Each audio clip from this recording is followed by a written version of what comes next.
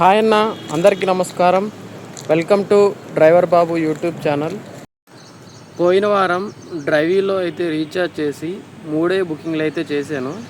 ఎందుకంటే దసరా పండగ ఉంది కాబట్టి బుకింగ్స్ మనకి చాలా తక్కువగా ఉన్నాయి ఈ సంవత్సరం. డ్రైవీలో అయితే 3 బుకింగ్లు అయితే చేశాను రీఛార్జ్ చేసిన తర్వాత.